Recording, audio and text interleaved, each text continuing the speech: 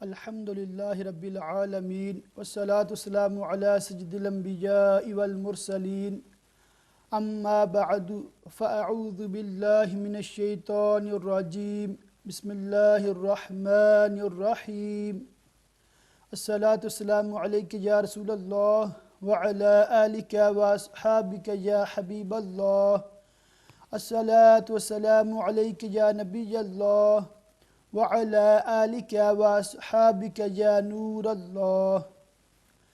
امہ چینل کے ناظرین، آپ دیکھ رہے ہیں پروگرام یور کوسچنز آنسرڈ، یہ ڈیلی پروگرام جو کہ لائیو آپ کے لیے پیش کیا جاتا ہے۔ اس میں آپ کے شرعی سوالات کے جوابات عرض کیے جاتے ہیں۔ ابھی بھی ٹی وی اسکرین پر نمبر ڈسپلے ہو گئے ہیں، اگر آپ چاہیں تو کوئی بھی کوسچن کسی بھی ٹاپک سے ریلیٹڈ لائیو کال کر کے ہم سے پوچھ سکتے ہیں، اور انشاءاللہ عز و جل قرآن و سنت کی روشنی میں آپ کے سوالات کے جوابات عرض کرنے کی کوشش کی جائے گی۔ اور ہر ہفتے یعنی کہ ایوری ویک ایک ٹاپک پر گفتگو کی جاتی ہے، تاکہ جب تک آپ کی کال ریسیو نہیں ہوتی تو گفتگو کا سلسلہ جاری رہے۔ لاسٹ ویک جو ٹاپک میں نے شروع کیا تھا وہ تھا کرامات اولیاء، اور اس پر میں نے ایک آیت مبارکہ جو کہ سورہ نمل کی 40ویں آیت مبارکہ ہے، اس کی تلاوت کا شرف میں نے حاصل کیا تھا، اس کا ترجمہ بھی میں نے آپ کو پڑھ کے سنایا تھا۔ اس آیت مبارکہ کے الفاظ یہ ہیں: قال الذی عنده علم من الکتاب انا آتیک بہ قبل ان یرتد الیک طرفک، اور بولا وہ جس کے پاس کتاب کا علم تھا کہ میں تخت بلقیس آپ کے پاس لے آؤں گا آپ کے پلک جھپکنے سے پہلے۔ اس کی تفسیر میں لکھا ہے کہ آصف بن برقیہ رحمۃ اللہ تعالی علیہ یہ حضرت سلیمان علیہ السلام کے دور کے ایک نیک پرہیزگار مومن تھے، ولی اللہ تھے، اور اللہ تعالیٰ نے ان کو یہ پاور عطا فرمائی تھی، یہ طاقت، یہ قوت عطا فرمائی تھی کہ یہ ملک یمن سے ملک شام میں ملکہ یمن، ملکہ بلقیس جو کہ یمن کی ملکہ تھی، وہاں پر حکومت کرتی تھی، اس کا تخت پلک جھپکنے میں یمن سے انہوں نے ملک شام حضرت سلیمان علیہ السلام کے پاس پہنچا دیا۔ تو اس کا بیان قرآن پاک میں موجود ہے۔ اس سے علماء کرام بتاتے ہیں کہ اس سے کرامات اولیاء کا ثبوت ملتا ہے، کرامات اولیاء کا ثبوت ملتا ہے۔ اور کرامت کہتے کس کو ہیں، اس پہ آپ اکثر علماء کرام سے سنتے ہی رہتے ہیں۔ آئیے اس کی دہرائی کر لیتے ہیں، اسی بات کو میں ریپیٹ کر دوں تاکہ دوبارہ یہ بات ذہن نشین ہو جائے، اور جو گفتگو میں کرنا چاہتا ہوں، جس ٹاپک پر آج بات کرنا چاہتا ہوں، وہ سمجھنا بھی آپ کے لیے آسان ہو جائے۔ سب سے پہلی بات ہے کہ اس خرقی عادت بات کو کرامت کہتے ہیں جو عادتاً محال ہو، یعنی ظاہری اسباب کے ذریعے اس کا صدور ناممکن ہو، مگر اللہ تعالیٰ کی عطا سے اولیاء کرام رحمہم اللہ تعالی سے ایسی باتیں بسا اوقات صادر ہو جاتی ہیں۔ اس کو کیا کہتے ہیں کہ کرامت کہتے ہیں۔ ہوتی کیا ہے؟ خرقی عادت، نارملی ایسا ہوتا نہیں ہے، مگر اللہ تعالیٰ کی عطا سے، اللہ تعالیٰ کی دی ہوئی طاقت سے ایسا ہو جاتا ہے۔ اب اگر یہ خرقی عادت بات کسی نبی علیہ السلام سے ہو اعلان نبوت سے پہلے، تو اب اس کو کرامت نہیں بلکہ اس کو ارہاس کہا جاتا ہے، ارہاس کہا جاتا ہے۔ اور وہی خرقی عادت کام، وہی خرقی عادت بات اگر کسی نبی علیہ السلام سے اعلان نبوت کے بعد ظاہر ہو تو اس کو معجزہ کہا جاتا ہے۔ نبی سے ظاہر ہو تو معجزہ کہا جاتا ہے۔ اب کام وہی ہے، سملر ہے، خرقی عادت ہے، مگر وہ کسی نیک پرہیزگار مسلمان سے ظاہر ہوتی ہے، تو اس کو معونت کہا جاتا ہے، معونت۔ اور اگر کسی ولی اللہ سے ظاہر ہو تو اس کو کرامت کہا جاتا ہے۔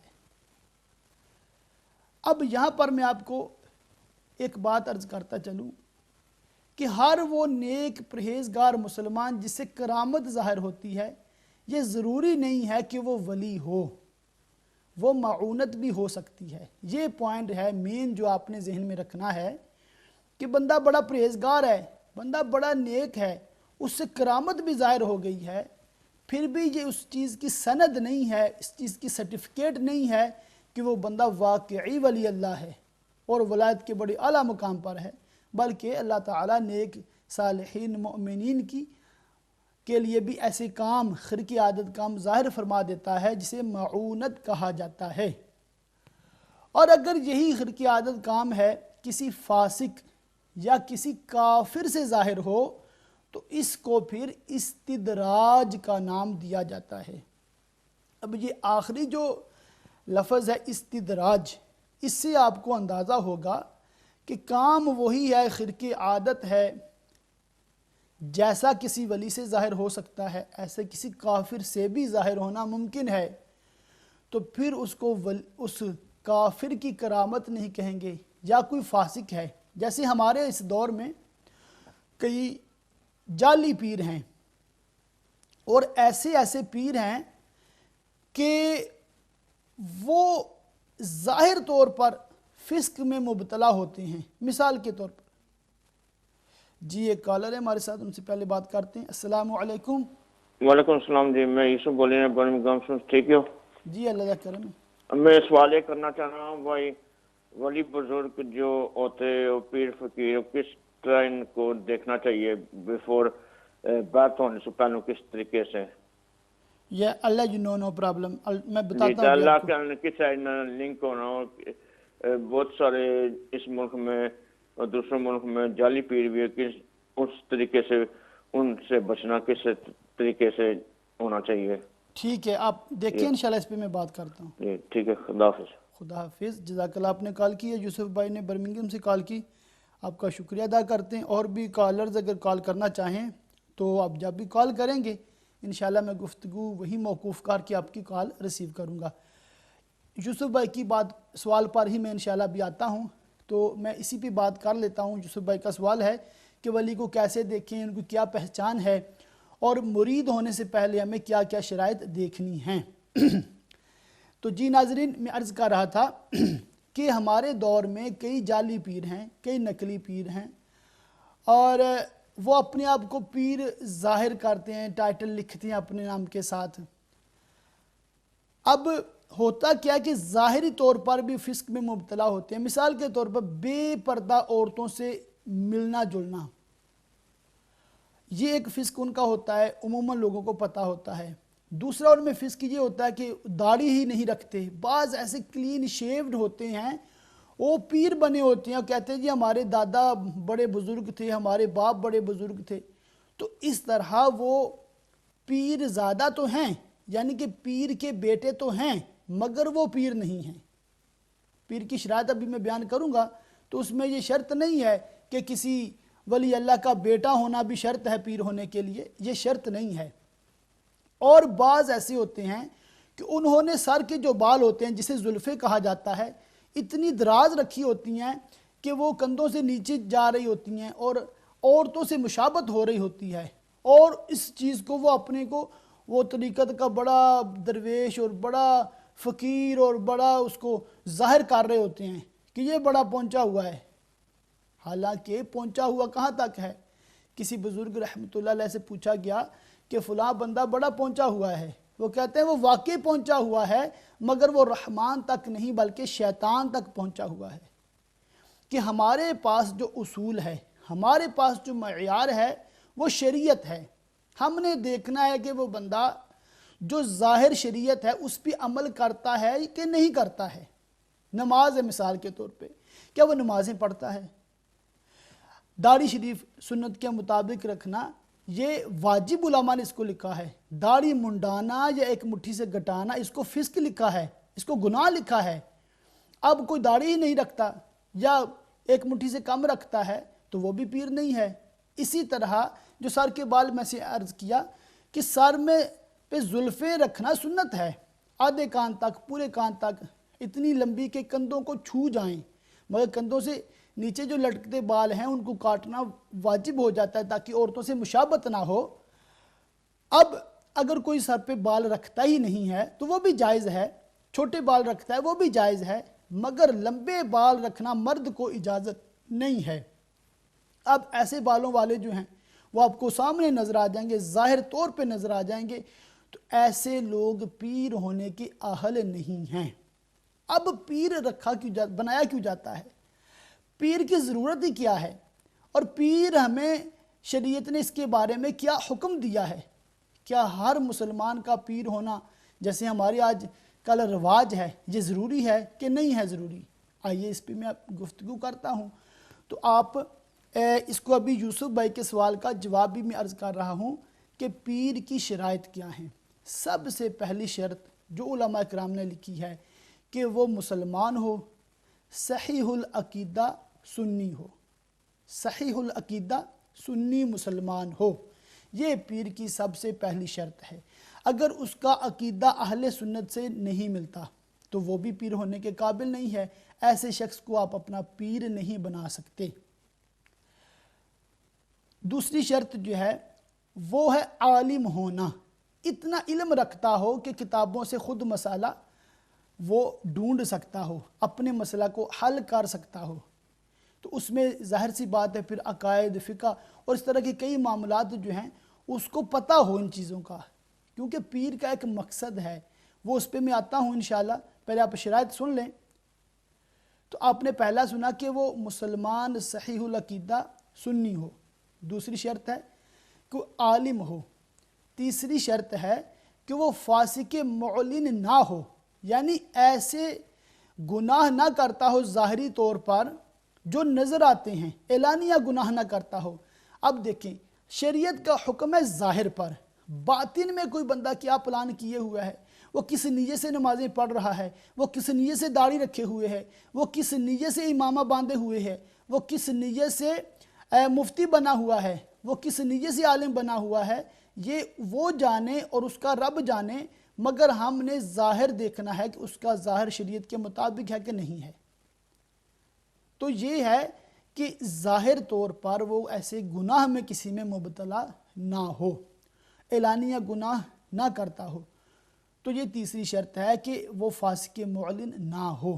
اب چوتھی شرط جو ہے اس میں بھی کافی آپ کو توجہ کی ضرورت ہے، وہ شرط یہ ہے کہ اس کا جو سلسلہ بیعت ہے وہ پیارے آقا صلی اللہ علیہ وسلم تک متصل ہو، یعنی کہ وہ خود بھی کسی کا مرید ہو، کسی کامل شیخ کا مرید ہو، وہ جو کامل شیخ اس کے پیر صاحب ہیں وہ بھی کسی کے مرید ہوں، تو یہ سلسلہ چلتے چلتے پیارے پیارے آقا مدینے والے مصطفیٰ صلی اللہ تعالیٰ علیہ وآلہ وسلم تک متصل ہو۔ تو یہ چار شرائط ہیں پیر کے لیے۔ اب دیکھنا یہ ہے کہ ہم پر کیا واجب کیا ہے شریعت نے کہ ہم کسی کے مرید ہوں، یا یہ ایک مستحب کام ہے۔ اس کے بارے میں آپ دیکھ لیں کہ سیدی اعلیٰ حضرت امام اہل سنت مولانا شاہ امام احمد رضا خان علیہ رحمت الرحمن نے فتاوی رضویہ شریف میں پیر کی دو قسمیں لکھی ہیں کہ جو واقعی کامل پیر ہے وہ دو طرح کے ہیں۔ ایک ہے پیر اتصال کہ اس میں چاروں شرائط پائی جاتی ہیں، وہ بڑا نیک پرہیزگار ہے، مگر وہ دوسروں کی اصلاح نہیں کر سکتا، یا اس سے دوسروں کو کوئی فیض نہیں مل رہا، یعنی کہ اس کی صحبت میں آ کر لوگ نمازی نہیں بن رہے، اس کی صحبت میں آ کر عورتیں باپردہ نہیں ہو رہی، اس کی تعلیمات، اس کے بیانات سن سن کر کسی کو کوئی اثر نہیں ہو رہا، تو ایسے پیر کو پیر اتصال کہتے ہیں۔ تو ایسے پیر کے ہاتھ پر بیعت ہونا ضروری نہیں ہے، کیونکہ اس سے آپ کو کوئی فائدہ نہیں ملے گا۔ اگر کوئی ایسے پیر سے بیعت ہو جاتا ہے تو گناہ نہیں ہے، کیونکہ وہ پیر اتصال ہے، اس میں شرائط پوری ہیں۔ اور من تشبہ بقوم فہو منہم کے زمرے میں وہ آ جاتی ہے بات کہ وہ خود تو نیک پرہیزگار ہے، اس کی صحبت آپ کو نقصان نہیں دے گی، فائدہ نہیں دے رہی تو نقصان بھی نہیں دے گی، مگر جو دوسری قسم ہے وہ اعلیٰ قسم ہے پیر کی، وہ ہے پیر ایصال۔ پیر ایصال ایسا نیک پرہیزگار عالم دین، متقی پرہیزگار، جو اللہ کا نیک بندہ ہے کہ اس سے لوگوں کی اصلاح ہو رہی ہے، اس سے لوگوں کو سیکھنے کو مل رہا ہے، اس کی صحبت، اس کے بیانات اور اس کی باتیں سن کر لوگوں میں چینجنگ آ رہی ہے۔ اور یاد رکھیے کہ چینجنگ یہی آنی ہے کہ بندہ گناہوں سے بچ کر نیکیوں میں آ جائے، اور کوئی چینجنگ نہیں آنی کہ پیر ایسا ہو جائے آپ کو ہوا میں اڑانا شروع کر دے، اور پیر ایسا ہو جائے کہ آپ بیٹھے بیٹھے غائب ہونا شروع ہو جائیں۔ تو ایسی ضرورت نہیں ہے، پیر بنانا ہے آپ کو شریعت پر چلائے۔ ایک اور کالر ہیں بریڈ فورڈ سے، احمد خان صاحب ہیں۔ السلام علیکم۔ وعلیکم السلام ورحمۃ اللہ وبرکاتہ۔ حضور عالم صاحب پروردگار عالم کی پاک بارگاہ میں شکر ادا کرتا ہوں جس رب کعبہ نے آخری نبی کی امت میں پیدا فرما کے عظیم نبی کی نعمت سے مالا مال فرما کے قرآن حدیث کے مسائل پوچھنے میں اما چینل کو ذریعہ بنا کر رب نے احسان فرمایا آپ کے ذریعے مسائل پوچھنے میں۔ حضور پہلا مسئلہ یہ پوچھنا ہے کہ بعض لوگ اپنے آپ کو پیر کہتے ہیں، لیکن ظاہری نمازی پڑھتے، جب پوچھو حضرت نمازی پڑھتے، وہ بولتے ہیں، ان کے مریدین بولتے ہیں یہ مکہ شریف میں جا کر نماز پڑھتے، یعنی یہاں مخلوق کے سامنے نماز نہیں پڑھتے بلکہ مکہ شریف میں نماز پڑھتے ہیں۔ تو بیٹھے ہوئے کشمیر کے خطے میں یا پاکستان کے کسی خطے میں یا دنیا کی کسی خطے میں ہوتے ہیں، لیکن نماز مکہ شریف سے پیچھے نہیں پڑھتے اور شریعت کی پابندی بھی نہیں کرتے۔ اب دوسرا مسئلہ آپ سے یہ پوچھنا ہے کہ بعض دفعہ والدین اگر آپ نے کسی عزیز و قارب رشتہ دار سے ناراض ہو جائیں تو اس کا اثر اولاد پر بھی پڑتا ہے۔ سرکار نبی پاک صلی اللہ علیہ وسلم نے کچھ ایسی لوگوں نے تکلیف دی، حضور نے فرمایا میں نے معاف کیا، اور امت کے لیے حضور نے ایک مثال چھوڑی کہ تم بھی معاف کرو۔ جی تو لیکن ہم معاف نہیں کرتے۔ ایک دفعہ ایسا واقعہ ہوا کہ میرے بال بچوں نے مجھے، ہمارے محلے میں ایک ساتھی تھے، انہوں نے مجھے برا بلا کافی کہا۔ جب میں باہر نکلا تو وہ شخص مل گیا، مجھ سے کلاوہ لا کر ملا۔ جی ہمارے رشتہ داروں نے کہا کہ یہ تو آپ کو گالیاں نکلتا، اب اس سے کلاوہ لگایا ہے، یعنی گلے سے ملے ہیں، یہ کم سے کم آدمی کو غیرت ہوتی ہے۔ تو میں نے عرض کیا کہ اس شخص نے دل سے ملا، تو میں نے بھی یہ اظہار محبت کا اظہار کیا۔ دشمنی اللہ کے رسول کو پسند نہیں ہوتی۔ جی تو اس بارے میں مثلا ایک دفعہ ایک شخص سے میں نے کہا کہ فلاں جگہ آپ نے مجھے ملنا، تو اس شخص نے کہا کہ میں نہیں مل سکتا، اس سے ناراضگی ہے۔ یہ جو ناراضگی ہے نسل در نسل بڑھتی رہتی ہے۔ اس بارے میں قرآن حدیث کا کیا فرمان ہے؟ بلکہ ایک دفعہ میرے ساتھ ایسا بھی ہوا ہے کہ میرا ملنے والا محبت والا آدمی تھا، کہنے لگا آپ قرآن حدیث کے مسائل پوچھتے ہو تو دل بھاگ خوش ہو جاتا ہے۔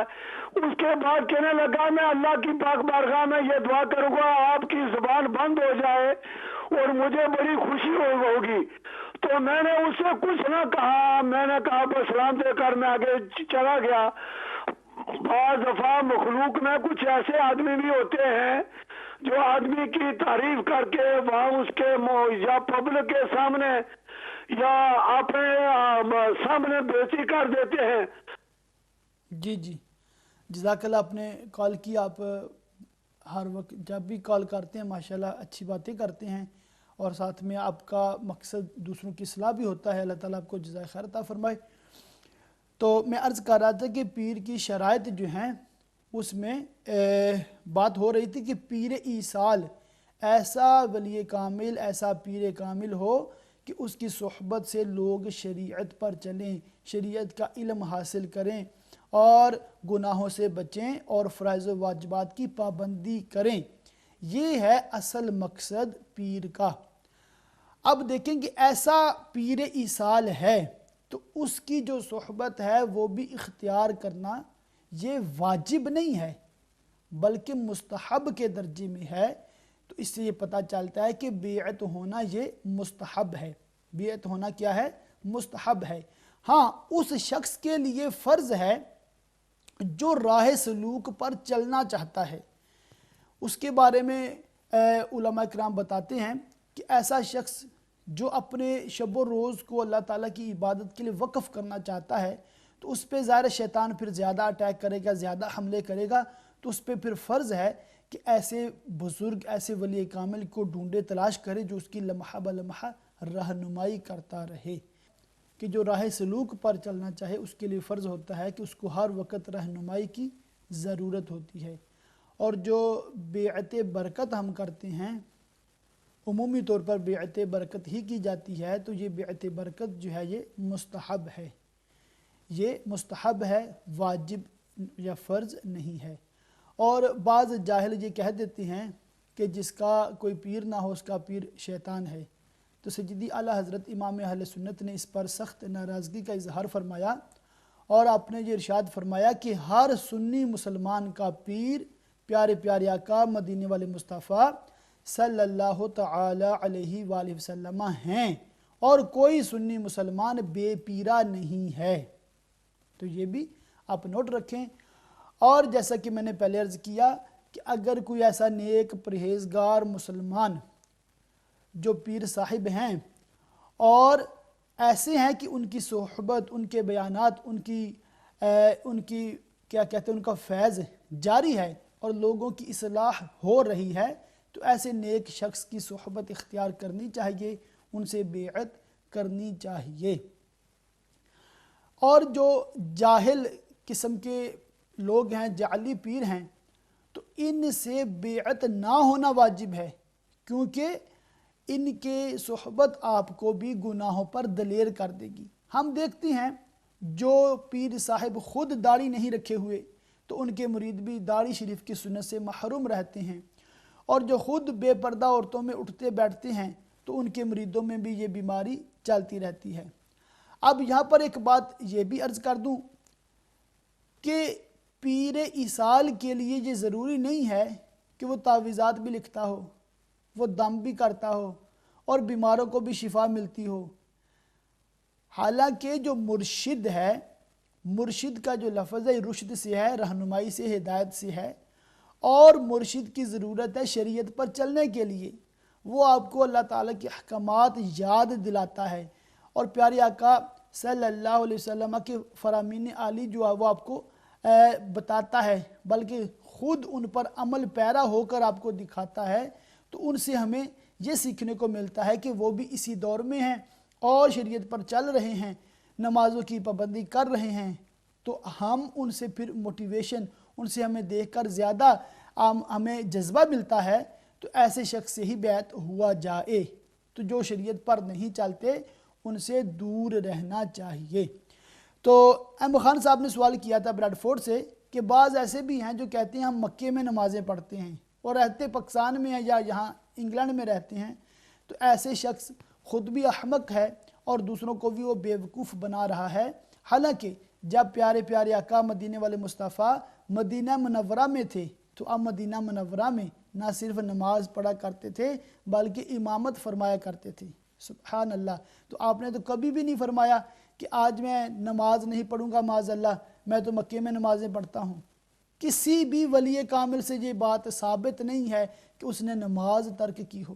ایک بار شیطان جو ہے وہ حضور غوث پاک رحمۃ اللہ تعالی کے سامنے اس طرح آیا کہ بادل چھا گئے، نور ہی نور ہو گیا، روشنی ہی روشنی ہو گئی اور آوازیں آنی شروع ہو گئیں کہ اے عبد القادر، میں تیرا رب ہوں، آج سے تجھے شریعت سے میں نے آزاد کر دیا، اب تجھے کوئی نمازوں کی، کوئی شریعت پر چلنے کی حاجت نہیں ہے. تو حضور غوث پاک رحمۃ اللہ تعالی نے اسی وقت تعوذ پڑھا، لا حول شریف پڑھا اور کہا اے مردود تو شیطان ہے.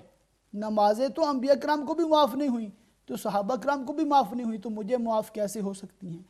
تو بات کرنے کا ناظرین مقصد یہی ہے، آپ کو بھی معلوم ہے رائٹ کیا ہے، رونگ کیا ہے، اور ہمیں خواہ مخواہ رسمی طور پر کسی کے ہاتھ میں ہاتھ نہیں دے دینا چاہیے، بلکہ ہمیں 112 بار سوچنا چاہیے کہ جس پیر کے ہاتھ پہ ہم اپنا ہاتھ رکھ رہے ہیں، جس کی بیعت کر رہے ہیں، کیا وہ خود شریعت پہ چلتا ہے کہ نہیں؟ اگر وہ خود ہی شریعت پہ نہیں چلتا تو اس کی حاجت ہی کیا ہے؟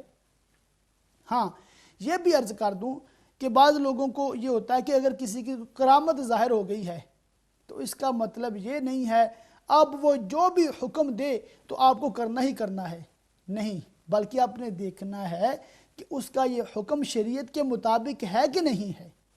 ایسا نہیں ہے کہ معاذ اللہ کوئی ولی کامل بھی ہو اور آپ کو کہے آپ کو نماز کی ضرورت نہیں ہے، آپ کو نماز کی چھٹی ہے، یا آپ کو کہے کہ آپ کوئی ناجائز کام وہ کر سکتے ہیں، تو آپ کو کھلی چھٹی کوئی بھی نہیں دے سکتا۔ پیر یا مرشد وہی ہے حقیقی طور پر جو ہمیں شریعت پر چلائے۔ تو اللہ تعالیٰ سے دعا کہ اللہ تعالیٰ ہمیں ایسے نیک صالح مومنین کی تعظیم، ان کی تکریم، ان کا ادب بجا لینے کی توفیق عطا فرمائے، اور اللہ تعالیٰ ہمیں فساق سے، فجار سے اور اس طرح کے جعلی پیروں سے محفوظ رکھے۔ احمد خان صاحب نے ایک اور سوال کیا کہ بعض اوقات ناراضگی ہو جاتی ہے تو رشتہ دار یا دوست احباب کہتے ہیں کہ اس سے پھر صلح نہ کی جائے، اس میں تمہاری بے عزتی ہے، تو حالانکہ اس میں بے عزتی نہیں ہے، اس میں بلندی ہے۔ جس نے اللہ تعالیٰ کے لیے تواضع اختیار کی، اللہ تعالیٰ اس کو بلندی عطا فرماتا ہے۔ کتابوں میں تو یہی لکھا ہے، اور قرآن پاک میں بھی ہے کہ صلحوں میں بھلائی ہے، صلحوں میں بھلائی ہے۔ اور خود پیارے آقا مدینے والے مصطفیٰ صلی اللہ علیہ وسلم کی سیرت طیبہ ہمارے لیے بہترین نمونہ ہے کہ مکے کے وہ لوگ جو 13 سال تک مسلمانوں کو دردناک اذیتیں دیتے رہے، حتیٰ کہ مسلمانوں کو شہید بھی کیا، اور حتیٰ کہ مکہ سے سفر کر کے مدینہ منورہ 3 بار اٹیک کیا۔ غزوہ بدر بھی مدینہ شریف کے قریب ہوا، مکہ سے کافر گئے حملہ کرنے کے لیے۔ دوسرا غزوہ احد بھی مدینہ کے قریب ہوا کہ مکہ سے کافروں نے مسلمانوں کو جا کر وہاں پر مدینہ میں حملہ کیا اور ان کو ختم کرنے کی ناپاک کوشش کی۔ اور پھر غزوہ خندق جو ہے وہ بھی مدینہ میں ہی ہوا ہے۔ تو اس سے یہ بھی ثابت ہوتا ہے کہ مسلمانوں نے کفار پر نہیں بلکہ کافروں نے مسلمانوں پر اٹیک کیا تھا، اور مسلمانوں نے پھر ڈیفینڈ کیا تھا۔ مگر جب فتح مکہ کا موقع آتا ہے تو اس وقت پیارے پیارے آقا مدینے والے مصطفیٰ صلی اللہ علیہ وسلم اس شان کے ساتھ مکہ پاک میں داخل ہوتے ہیں کہ 10,000 صحابہ کرام جان نثار ساتھ ہیں، اور مکہ والے ڈر رہے ہیں، کانپ رہے ہیں، چھپ رہے ہیں، بھاگ رہے ہیں۔ اس حالت میں اذن اعلان ہو جاتا ہے، معافی عام کا اعلان ہو جاتا ہے کہ ہم نے سب کو معاف کر دیا، لا تثریب علیکم اليوم، وہی جو حضرت یوسف علیہ السلام نے اپنے بھائیوں کو فرمایا تھا کہ میں نے تم سب کو معاف کیا۔ اسی طرح پیارے آقا صلی اللہ علیہ وسلم نے، صحابہ کرام نے ان لوگوں کو معاف کر دیا جنہوں نے ان کے رشتہ داروں کو، بھائیوں کو، بھتیجوں کو، حتیٰ کہ بعض کی بیٹیوں کو، بہنوں کو قتل کیا تھا، ان کفار کو بھی صحابہ نے، مسلمانوں نے معاف کر دیا اور ان کے ساتھ بھائی چارے قائم کیے، اور بعد میں دل میں بغض بھی نہ رکھے۔ تو اسلام کی ہمیں یہی تعلیم ہے۔ اور بغض کے بارے میں، مسلمان کا بغض اپنے دل میں رکھنے کے بارے میں کافی اس میں روایات ہیں۔ آئیے چند ایک عرض کر دوں تاکہ اگر کسی کے دل میں کسی مسلمان کے لیے کوئی ناراضگی ہے، کوئی کینہ ہے، کوئی بغض ہے، وہ نکل جائے، اور اللہ تعالی ہمارے سینے کو مسلمان کے کینے سے پاک فرمائے۔ ایک حدیث پاک میں آتا ہے، ان النمیمۃ والحقد فی النار لا یجتمعان فی قلب مسلم، بے شک چغل خوری اور کینہ پروری جہنم میں ہیں، یہ دونوں کسی مسلمان کے دل میں جمع نہیں ہو سکتے۔ ایک اور حدیث پاک میں ہے، یہ ہم سب کے لیے بڑی قابل غور ہے، اور یہ صحیح مسلم شریف کی روایت ہے کہ پیارے پیارے آقا صلی اللہ علیہ وآلہ وسلم نے ارشاد فرمایا، ہر پیر ایوری منڈے اور جمعرات ایوری تھرسڈے کے دن لوگوں کے اعمال پیش کیے جاتے ہیں پھر بغض و کینہ رکھنے والے دو بھائیوں کے علاوہ ہر مومن کو بخش دیا جاتا ہے اور کہا جاتا ہے اترکو اوِرکو ہاذینی حتی یفیعا، ان دونوں کو چھوڑ دو یہاں تک کہ یہ اس بغض سے واپس پلٹ آئیں۔ تو اس سے پتہ چلتا ہے کہ جو دو مسلمان کسی دنیاوی وجہ سے، رنجش کی وجہ سے آپس میں بغض کینہ رکھے ہوئے ہیں، ان کی بخشش نہیں ہوتی، باقی سب کی بخشش ہو جاتی ہے۔ تو بغض و کینہ رکھنا یہ کتنی خطرناک مرض ہے، کتنی خطرناک بیماری ہے۔ ایک اور حدیث پاک آپ سماعت کریں اور انشاءاللہ اس پہ میں گفتگو کرتا ہوں، وہ یہ ہے کہ پیارے آقا صلی اللہ علیہ وآلہ وسلم نے ارشاد فرمایا دبا الیکم داء الامم قبلکم الحسد والبغضاء ہی الحالکہ لا اقول تحلق الشعر ولکن تحلق الدین، تم میں پچھلی امتوں کی بیماری حسد اور بغض سرایت کر گئی، یہ مونڈ دینے والی ہے۔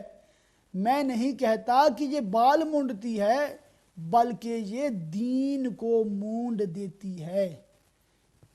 اس کی شرح میں علماء کرام فرماتے ہیں کہ اس طرح مونڈ دیتی ہے کہ دین و ایمان کو جڑ سے ختم کر دیتی ہے۔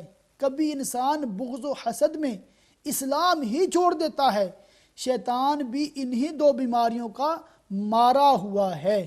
اب دیکھیں کہ شیطان جو ہے وہ پہلے کتنا پرہیزگار تھا، کتنا عبادت گزار تھا، اور حتیٰ کہ جن ہونے کے باوجود فرشتوں کا استاد بن گیا تھا، مگر اس کو کس بیماری نے تباہ کیا؟ حسد۔ آدم علیہ السلام کا حسد اس کو لے ڈوبا اور بغض اس کو لے ڈوبا۔ شیطان برباد ہو گیا حسد اور بغض کی وجہ سے۔ تو آج مسلمانوں کو بھی اس بات سے ڈرنا چاہیے اور خوفزدہ ہونا چاہیے اور اپنی ذات پر غور کرنا چاہیے کہ ہمارے دل میں کسی مسلمان کا بغض تو نہیں ہے، کسی مسلمان کا حسد تو نہیں ہے۔ سیدی اعلیٰ حضرت امام اہل سنت رحمۃ اللہ تعالی علیہ کتنی پیاری، کتنی زبردست بات فرماتے ہیں۔ آپ فرماتے ہیں کہ الحمدللہ میرے دل میں کسی مسلمان کا حسد نہیں ہے۔ حسد کیا ہوتا ہے؟ حسد یہ ہوتا ہے کہ کسی مسلمان کے پاس کوئی نعمت دیکھ کر بندہ یہ تمنا کرے کہ اس کی وہ نعمت زائل ہو جائے اور مجھے مل جائے۔ یہ ہے حسد، کہ زوال نعمت کی تمنا کرنا۔ تو یہ بہت بری ہے، حسد سے بچنا چاہیے۔ بلکہ ہمیں حکم یہ ہے کہ اگر کسی کے پاس کوئی اچھی چیز ہے، کوئی اچھا کاروبار ہے، اچھی اولاد ہے، کوئی اچھی گاڑی ہے، ہم اس کو دیکھ کر کہیں ماشاء اللہ، بارک اللہ، اللہ آپ کو مزید برکت عطا فرمائے، اس کے لیے دعا کرنی چاہیے، اور ہمیں اس کا حسد، جیلسی نہیں کرنی چاہیے۔ حسد کرنے والا خود حسد کی آگ میں جلتا رہتا ہے اور حاصل اس کو کچھ نہیں ہوتا۔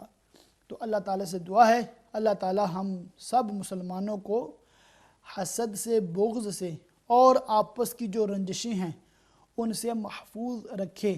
ہاں یہ یاد رہے کہ اگر کوئی ایسا شخص ہے جو انبیاء کرام علیہ السلام کی شان میں نازیبہ کلمات کہتا ہے، یا وہ صحابہ کرام علیہ رضوان کی شان میں گستاخیاں کرتا ہے، یا وہ اولیاء اللہ کے بارے میں بہت گھٹیا الفاظ استعمال کرتا ہے، تو ایسے گمراہ فرقوں سے بچنا یہ بھی واجب ہے، ان کو اپنے سے دور رکھنا بھی واجب ہے۔ اس کی بھی احادیث مبارکہ میں کافی تاکید ہے۔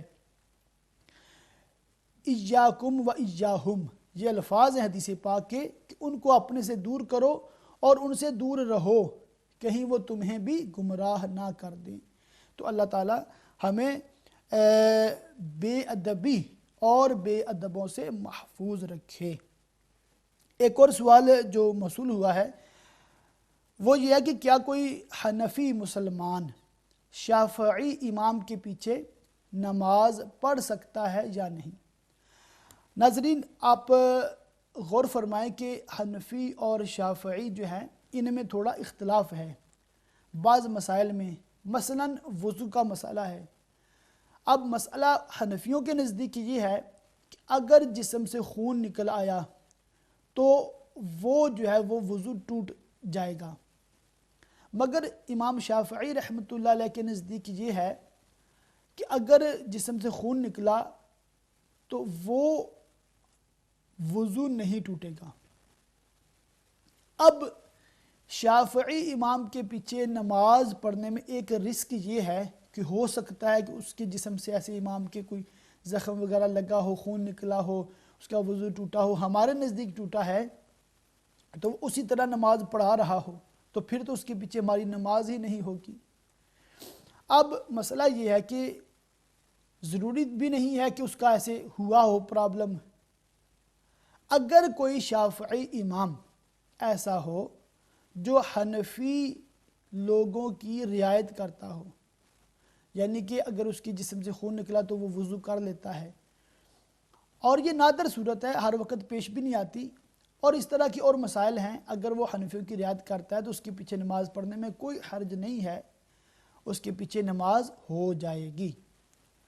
اور کرامات کے حوالے سے میں بات آج کر رہا تھا، تو آپ سے عرض ہے کہ یہ پروگرام جو ہے وہ یور کویسچنز آنسرڈ ہے، جسے کہ آپ ٹی وی اسکرین پر نمبر ڈسپلے ہوئے دیکھ رہے ہیں، اور آپ ابھی لائیو کال کے ذریعے کوئی بھی مسئلہ جو پوچھنا چاہیں آپ پوچھ سکتے ہیں۔ آپ کے ذہن میں کوئی بھی سوال ہو وہ آپ ابھی ٹیلی فون کال کر کے پوچھ سکتے ہیں، اور اگر چاہیں تو ٹیکسٹ میسج کے ذریعے جو موبائل نمبر ڈسپلے ہو رہا ہے اس پر اپنا سوال سینڈ کر سکتے ہیں، وہ انشاءاللہ ہم تک پہنچے گا تو اس کا بھی جواب عرض کیا جائے گا۔ کرامات اولیاء کے بارے میں مزید قرآن پاک میں جو کرامات کا ذکر ہے اس پر انشاءاللہ میں بات کرتا ہوں۔ وہ کرامت جو اب میں بیان کرنے لگا ہوں، جی ایک کالر ہے سلاؤ سے، نور احمد صاحب، السلام علیکم۔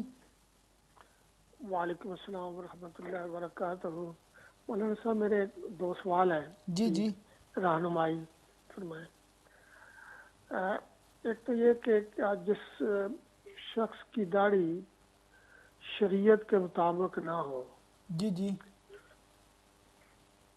کا اس کے پیچھے مستقل امام کی غیر موجودگی میں اس کے پیچھے نماز ہو سکتی ہے؟ اگر مستقل امام کہیں چلا گیا ہے جی جی تو نمازیوں میں سے کوئی ایسا شخص جس کی داڑھی شریعت کے مطابق نہ ہو تو کیا اس کے پیچھے نماز ہو سکتی ہے؟ ٹھیک ہے، اور سوال؟ دوسرا یہ ہے کہ جو بندہ کوئی معذور ہے لیکن وہ باشرع ہے، جی جی اس کی داڑھی شریعت کے مطابق اہل کرسی پر بیٹھ کر نماز پڑھتا ہے، تو کیا اس کی نماز جو ہے اس بندے کے پیچھے ہو سکتی ہے یا نہیں ہو سکتی؟ یعنی کہ جو معذور بندہ ہے وہ مقتدی ہے، مقتدی ہے، اس کی داڑھی بھی پوری ہے، وہ پوری داڑھی ہے لیکن کرسی پر بیٹھ کر نماز پڑھتا ہے۔ ٹھیک ہے، اس پہ میں عرض کر دیتا ہوں۔ اور سوال؟ دونوں صورتوں میں جی ٹھیک ہے انشاءاللہ۔ ایک تو عام نمازیوں کی جس کی داڑھی نہیں ہے لیکن وہ امام کی غیر موجودگی میں، جی جی جی جی اور ایک اس مقتدی کی جس کی اپنی داڑھی تو شریعت کے مطابق ہے لیکن وہ معذور ہے۔ ٹھیک ہے انشاءاللہ میں اس پہ گفتگو کرتا ہوں۔ جزاک اللہ، السلام علیکم ورحمۃ اللہ وبرکاتہ۔ وعلیکم السلام ورحمۃ اللہ وبرکاتہ۔ جی ناظرین، نور احمد صاحب نے سلاؤ سے کال کی ہے۔ ان کا پہلا مسئلہ یہ تھا کہ مسجد میں امام صاحب نہیں ہیں اور مسجد انتظامیہ نے یا نمازیوں نے ایسے شخص کو امام بنا لیا ہے جس کی داڑھی سنت کے مطابق نہیں ہے۔ جی ایک اور بھائی امتیاز صاحب پیرس سے، السلام علیکم۔ جی وعلیکم السلام ورحمۃ اللہ وبرکاتہ۔ حضرت یہ ابھی جس سوال کا جواب آپ نے شروع کیا ہے اس میں تھوڑا سا میں ایڈ کرنا چاہوں گا۔ جی جی داڑھی امام کی غیر موجودگی میں داڑھی چھوٹی والے کی جو بات ابھی ہمارے ایک بھائی نے سوال کیا ہے، جی جی اس میں یہ عرض میں کروں گا کہ مقتدیوں میں دوسرے لوگوں میں امام کے علاوہ جو امام صاحب موجود نہیں ہیں، دوسرے لوگوں میں نمازیوں میں داڑھی والے بھی موجود ہیں، لیکن ایک غیر جو چھوٹی داڑھی والا ہے جس کی شریعت کے مطابق داڑھی نہیں ہے، جی جی وہ دوسرے تمام داڑھی والوں سے تھوڑا علم، دینی علم جانتا ہے، زیادہ جانتا ہے، کچھ ٹھیک ہے تھوڑا بیسک علم جانتا ہے، کچھ چیزیں جانتا ہے۔ ٹھیک ہے وہ داڑھی والے جو موجود ہیں وہ دینی علم نہیں جانتے، لیکن ان کی داڑیاں ہیں، ٹھیک ہے داڑھی شریف ہیں ان کی، مطلب مٹھی کے مطابق یا مٹھی سے زیادہ شریعت کے مطابق، جی جی لیکن جس کی داڑھی نہیں ہے شریعت کے مطابق وہ ان سے زیادہ دینی علم، دینی چیزیں، جی جی دینی مسائل کچھ جانتا ہے تھوڑے بہت۔ ٹھیک ہے تو ایسی صورت میں وہ کیا داڑھی والے پیچھے ہوں گے، داڑھی شریف والے جی بزرگ، میں اور آپ جو کا سوال چھوٹی داڑھی والا ہے وہ جو تھوڑا علم جانتا ہے وہ امامت کرائے، ایسے میں کیا حکم ہے؟ میں آپ کا سوال سمجھ گیا امتیاز صاحب، جزاک اللہ، آپ نے کال کی، اور کوئی سوال ہے آپ کے ذہن میں؟ جی بڑی مہربانی۔ بہت شکریہ جناب، آپ نے اچھی توجہ دلائی ہے۔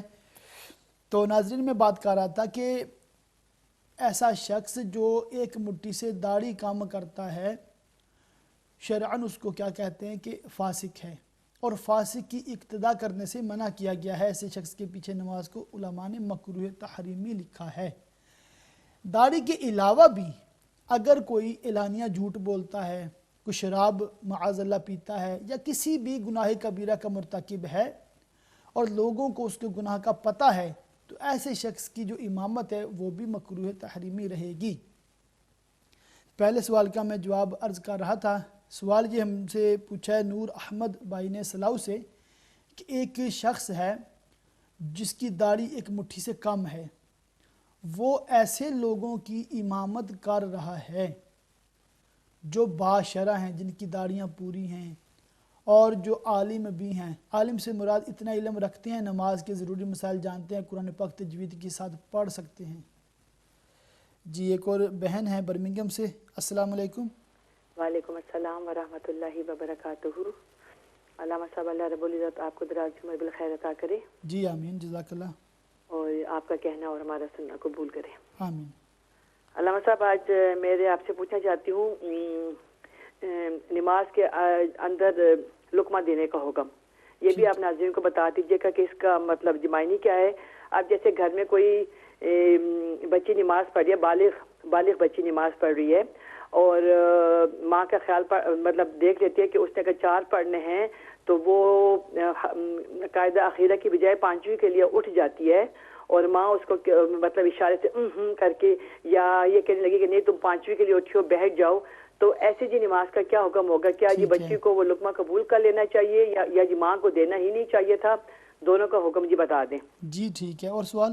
اور اسی طرح جیسے مسجد میں جو لقمہ دینے کا حکم ہے، تو وہ جو امام کے پیچھے جو مقتدی کھڑے ہوتے ہیں ان کو لقمہ دینے کا حق ہے کہ اگر پچھلی 5ویں یا 6ٹھی صف میں بھی اگر کسی جی مقتدی کو مطلب خیال پڑ جاتا ہے کہ امام صاحب نے غلطی کیا، تو کیا وہ بھی مطلب جی لقمہ دے سکتا ہے کہ نہیں؟ ٹھیک ہے۔ اور اگر لقمہ دے دیا مقتدی نے اور وہ غیر محل میں تھا، تو کیا اگر مطلب امام اس کو لے لیتا ہے امام صاحب، تو تب نمازیوں کا اور امام صاحب کی نماز کا کیا حکم ہوگا؟ اور اگر غیر محل نہیں ہے، صحیح لقمہ دیا تھا مقتدی نے لیکن امام صاحب نے پھر بھی نہیں لیا، ٹھیک ہے، تو اس وقت مقتدی کی نماز کا کیا حکم ہوگا؟ جی بہتر ہے، ٹھیک ہے۔ اور سوال کوئی؟ آپ سے درخواست ہے کہ ہم سب کے خاتمہ بالایمان اور بے حساب مغفرت کی دعا فرمائیے گا، اور بالخصوص میرے والدین کی بے حساب مغفرت کی دعا فرما دیں۔ جی جزاک اللہ خیر، احسن الجزاء۔ السلام علیکم ورحمۃ اللہ وبرکاتہ۔ وعلیکم السلام ورحمۃ اللہ وبرکاتہ۔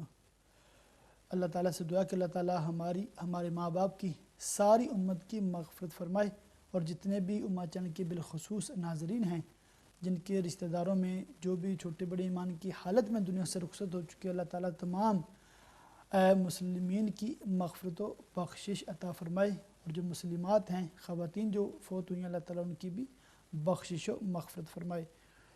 تو ناظرین بات ہو رہی تھی کہ اگر کوئی ایسا شخص امام بن گیا جس کی داڑھی ایک مٹھی سے کم ہے اور اس کے پیچھے وہ لوگ کھڑے ہیں جن کی داڑیاں پوری ہیں اور قرات بھی درست ہے، تو ایسے شخص کے پیچھے نماز مکروہ تحریمی ہے۔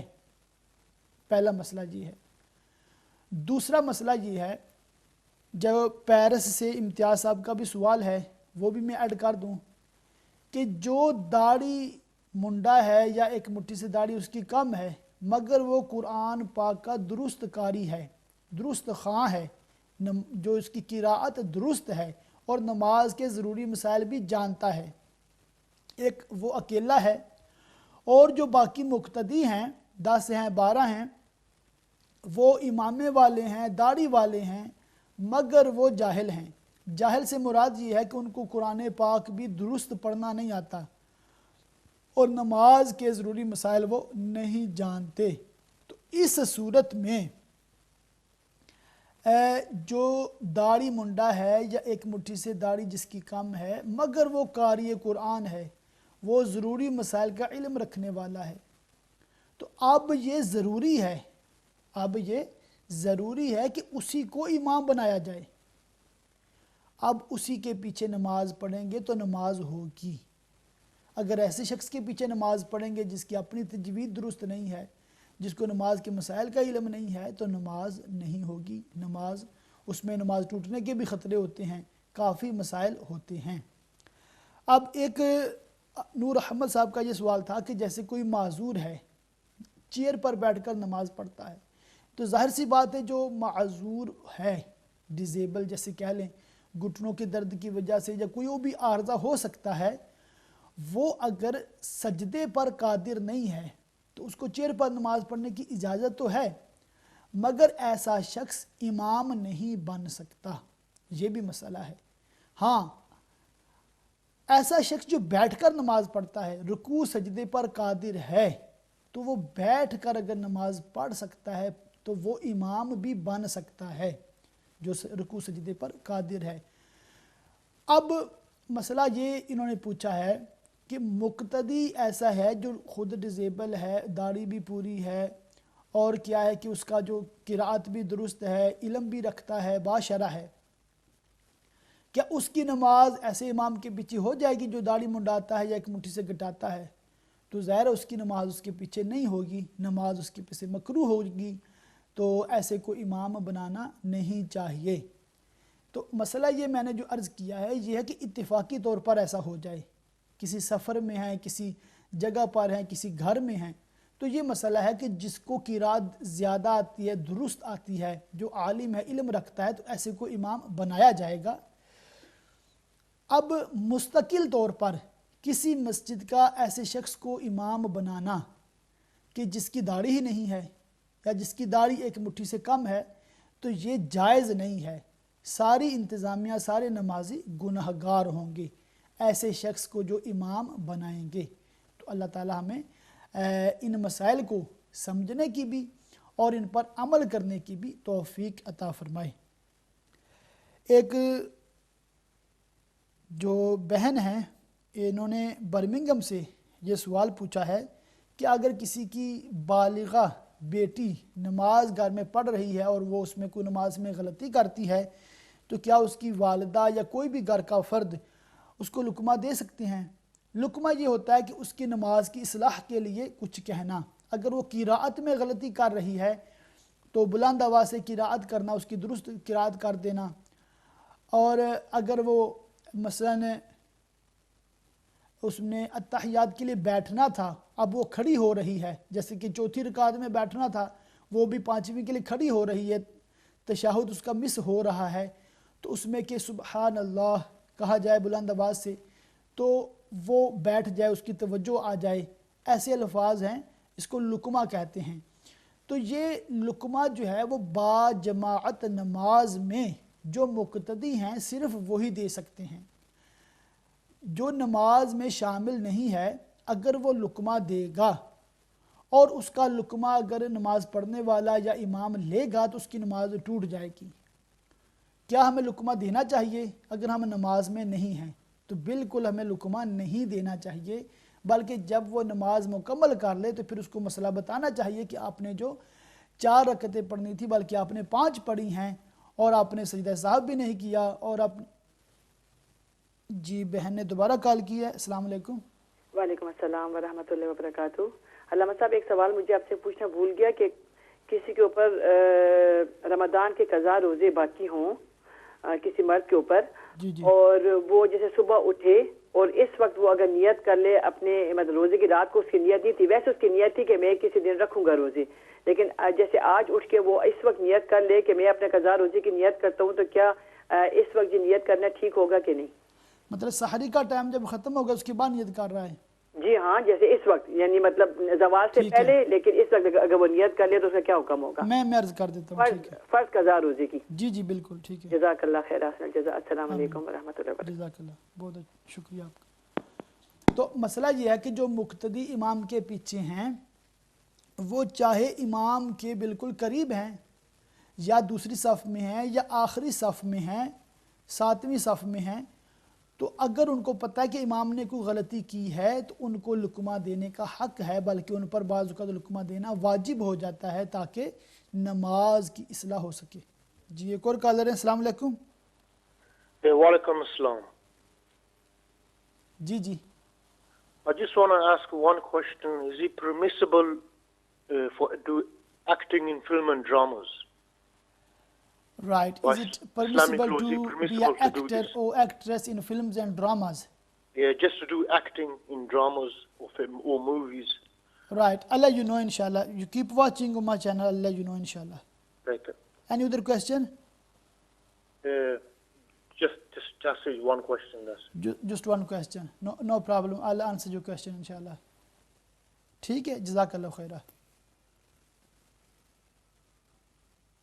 जी, तो मैं सवाल का जवाब अर्ज़ कर रहा था कि जो मुक्तदी हैं इमाम के पीछे, उनमें से जिसको भी इल्म हो जाए कि नमाज में इमाम ने कोई गलती की है और वो गलती भी काबिल इस्लाह हो और महल भी हो, तो लुकमा दिया जा सकता है।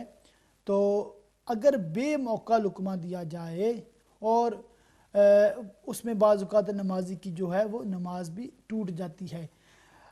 इसके अलावा भी इसके काफ़ी डिटेल्ड मसाइल हैं किताबों में। लुकमा देना, कहाँ देना चाहिए, कहाँ नहीं देना चाहिए, इसमें काफ़ी तफसील है। तो आप अगर किताबों से रुजू करेंगे तो इंशाल्लाह आपको लुकमा देने के अहकाम, इस नाम से भी किताबें छपी हुई हैं, तो आप इंशाल्लाह वो किताब पढ़ेंगे लुकमा के मसाइल वगैरह के नाम से, तो इंशाल्लाह आपको ज़्यादा इसमें है तफसील मिल जाएगी। मगर मुख्तसर यही है कि अगर किराअत में इमाम ने कोई गलती की है, कोई सूरत भूल गया है, कोई आयत भूल गया है, तो जिस मुक्तदी को याद है तो उसी वक्त वो फ़ौरन बुलंद आवाज़ से उसके पीछे दुरुस्त पढ़ दे ताकि उसकी तवज्जो आ जाए। तो बहन ने ये सवाल किया कि रमज़ान के जो कज़ा रोज़ा है, क्या ये सहरी का वक़्त जब ख़त्म हो गया उसके बाद इसकी नियत की जा सकती है? तो तमामी नाज़रीन को अर्ज़ है कि अगर आप रमज़ान की कज़ा कर रहे हैं तो हुक्म ये है कि रात में नियत होना इसमें शर्त है। आप अगर रमज़ान शरीफ की कज़ा अदा कर रहे हैं तो उसमें आपको रात से नियत करना ज़रूरी है। रात से मुराद ये है कि सहरी का वक़्त ख़त्म होने से पहले पहले आपका इरादा हो। हाँ, रात आप नियत करके सोए हैं और सहरी के लिए आँख नहीं खुली, तो अब ये प्रॉब्लम नहीं है क्योंकि आपकी रात से नियत तो थी। सहरी खाना शर्त नहीं है, सहरी खाना सुन्नत है, खाना चाहिए, अफजल है, मगर कोई बग़ैर सहरी के अगर रोज़े रखना चाहे तो वो भी रोज़ा उसका काउंट हो जाएगा, रोज़ा उसका वैलिड होगा। सहरी के लिए उठना वो शर्त नहीं है। मगर रमज़ान की जो कज़ा है उसके लिए ये ज़रूरी है कि वो सहरी का वक़्त ख़त्म होने से पहले पहले उसकी नियत हो, तभी वो आज का रोज़ा उसका कज़ा रमज़ान का वो अदा होगा।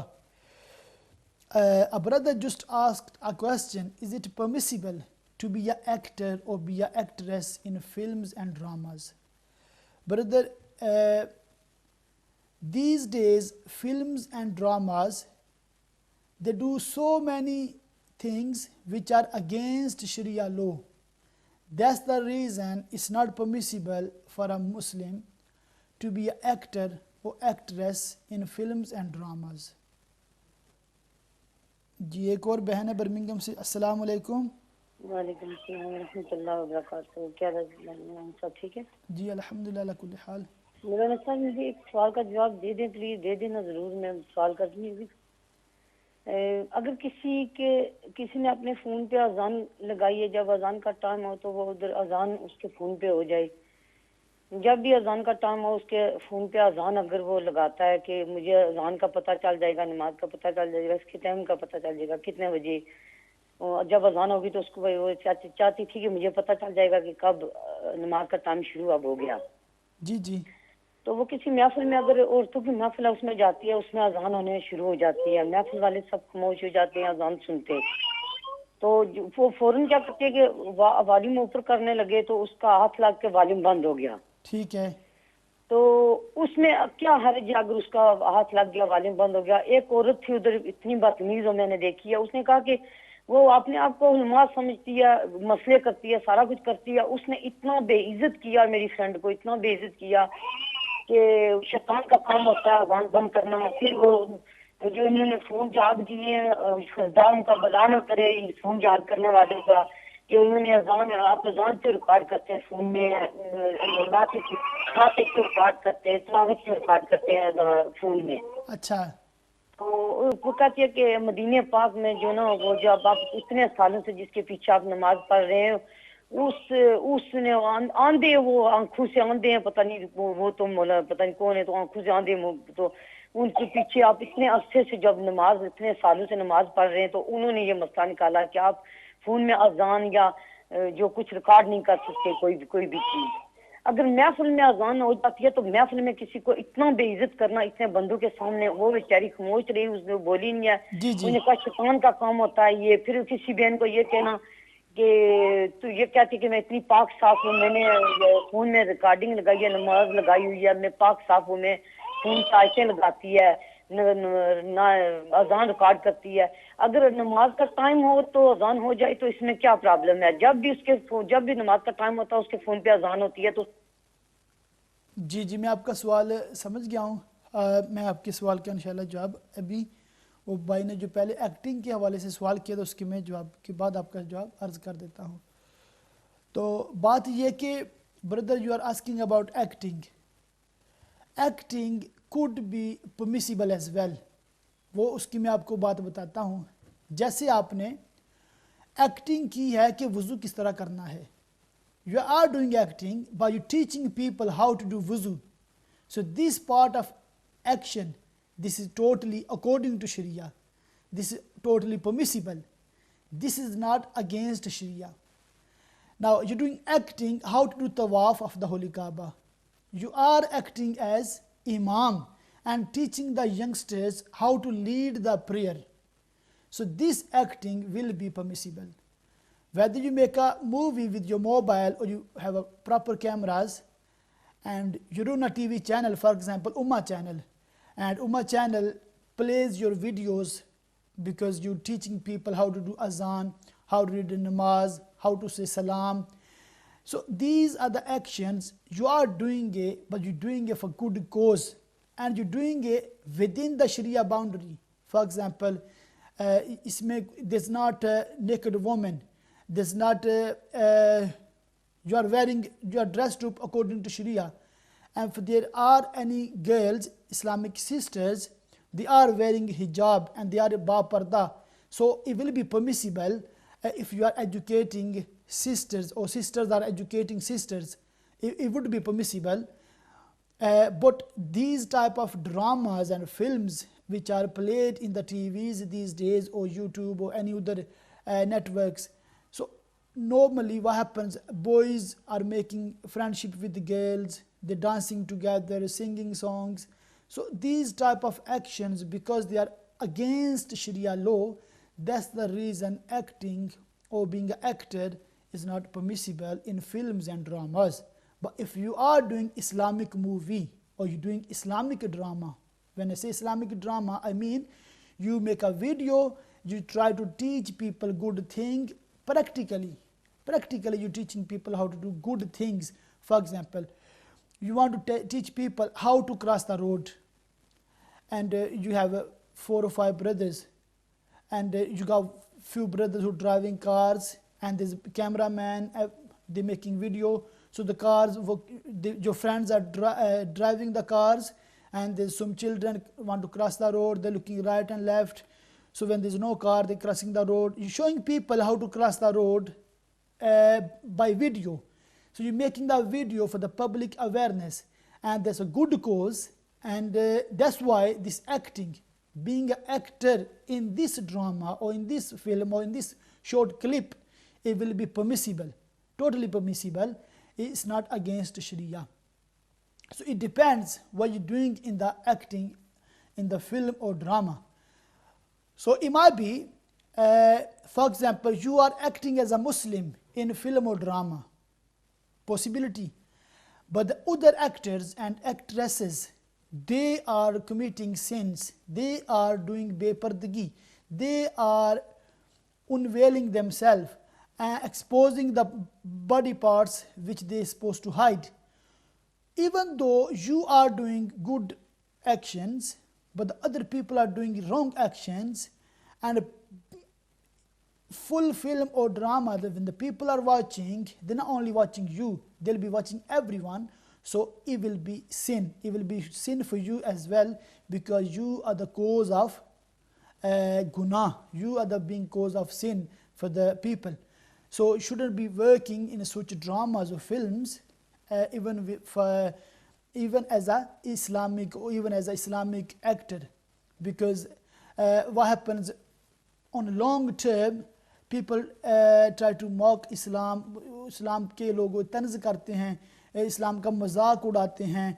So you try to read namaz and they laughing at you. So you are giving like negative, wrong impression.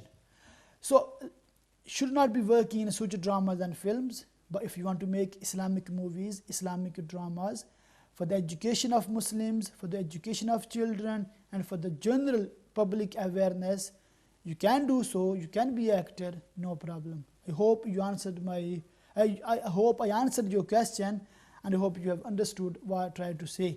تو اردو میں بھی ایک بار میں دہرا دیتا ہوں کہ اداکار بننا جو ہے فلم میں ڈرامے میں یہ جائز نہیں ہے، کیونکہ فلم و ڈراموں میں بے پردہ عورتیں ہوتی ہیں، میوزک ہوتا ہے اور اس طرح کے گناہ کے کام ہوتے ہیں، گانے پلے کیے جاتے ہیں، ڈانس ہوتا ہے. اگر کوئی اداکار خود تو وہ وہاں پر اچھے ایکشن کر رہا ہے، مگر دوسرے اداکار یا اداکارائیں وہ برے ایکشن کر رہی ہیں، تو یہ اچھے ایکشن کرنے والا بھی کیونکہ اس کی سپورٹ کر رہا ہے، ان کی فلم بنانے میں مدد کر رہا ہے، تو وہ بھی گناہگار ہوگا. تو اس کو بھی شارٹ کلپ دینے کی اجازت نہیں ہے. ہاں اگر کوئی فلم بناتا ہے اس نیت کے ساتھ کہ جیسے وضو کا پریکٹیکل سکھا رہا ہے، نماز کا پریکٹیکل طریقہ سکھا رہا ہے، یا کوئی بھی اچھی چیز جیسے روڈ کراس کرنے کے بارے میں ویڈیوز بچوں کو دکھائی جاتی ہیں، تو اس طرح کی جو اچھی باتیں ہیں وہ بچوں کو سکھانے کے لیے، بڑوں کو ایجوکیٹ کرنے کے لیے، پبلک اویئرنیس کے لیے اگر کوئی کرتا ہے، تو ایسی فلم، ایسا ڈرامہ، ایسی مووی بنانا وہ پھر پرمیسیبل ہوگا کہ اگر وہ شریعت کے مطابق ہے، اس میں کوئی شرعی آبجیکشن نہیں لگتا، تو ایسے ایکٹر اور ایسی فلم میں جو بنانا وہ جائز ہو جائے گا. مگر اس میں بھی احتیاط بہت ضروری ہے کہ فی زمانہ بعض لوگ معاذ اللہ صحابہ کرام کے بارے میں فلم بنا دیتے ہیں، اور کسی فاسق کو، کسی فاجر کو وہ ہی ایکٹنگ لائک اے صحابی. تو بس استغفار، اس کی علماء بالکل اجازت نہیں دیتے کہ ہم صحابہ کرام کے، وہ کہتے ہیں کہ گھوڑے کے قدموں کی خاک کے برابر بھی نہیں ہیں، تو ہم صحابہ کرام کو کیسے اپنے آپ کو کہہ سکتے ہیں کہ معاذ اللہ میں فلاں صحابی ہوں اور میں ایسے ان کی طرح ایکٹ کر رہا ہوں. نو ہمیں اس کی اجازت نہیں ہے. تو ایک اور بہن نے بہت، انہوں نے مجھے بھی بڑا اس میں صدمہ ہوا ہے کہ انہوں نے بڑی اچھی نیت کے ساتھ اپنے موبائل میں ایسے ایپس آتے ہیں کہ جب نماز کا ٹائم ہوتا ہے وہ پلے ہو جاتی ہے اذان. تو الحمدللہ یہ بہت ہی اچھا کام ہے. اللہ پاک آپ کو جزائے خیر دے جن بہنوں نے، بھائیوں نے اپنے موبائل میں ایسے ایپس رکھے ہوئے ہیں کہ ان کو نماز کی فکر ہے، وہ ریمائنڈر ہو جاتا ہے ان کے لیے اذان جب پلے ہوتی ہے. تو یہ رکھنا تو جائز ہے. موبائل میں تلاوت سننا بھی جائز ہے، سیو کرنا بھی جائز ہے. اگر کسی نے اس سے منع کیا ہے تو اس نے بہت غلطی کی ہے. وہ کہتی ہیں کہ کسی محفل میں گئی تھیں تو غلطی سے اذان وہ بٹن بند ہو گیا. بعض اوقات کیا ہوتا ہے بندہ دوسروں سے گھبرا جاتا ہے اور بٹن پہ ہاتھ لگ جاتا ہے. تو یاد رکھے کہ یہ جو ریکارڈنگ ہے، ریکارڈڈ اذان ہے، اگر آپ نے مکمل نہیں سنی تو آپ گناہگار نہیں ہیں. آپ پر ویسے بھی اس کا ریکارڈڈ اذان کا جواب واجب نہیں ہے. آپ اس کو میوٹ کر سکتے ہیں، والیوم لو کر سکتے ہیں، بلکہ بند بھی کر سکتے ہیں. ہاں جب لائیو اذان دی جا رہی ہو، مسجد سے جیسے اذان کی آواز آ رہی ہے، کوئی اذان پڑھ رہا ہے، تو پھر ضروری ہوتا ہے کہ ہم خاموشی کے ساتھ اس کو سنیں. اور کہا کہ کسی عالمہ نے ایسا کرنے پر اس بہن کی بہت بے عزتی کی ہے، اس کو بہت جھاڑا ہے اور سب کے سامنے اس کی بے عزتی کر دی ہے. تو دیکھیں کہ جو عالمہ اپنے آپ کو سمجھتی ہے تو اس کو اس بات کا بھی علم ہونا چاہیے کہ پیارے پیارے آقا مدینے والے مصطفیٰ صلی اللہ علیہ وآلہ وسلم نے ہمیں اپنے بڑوں کا ادب احترام کرنے کی اور چھوٹوں کے ساتھ شفقت اور محبت کرنے کی تعلیم دی ہے.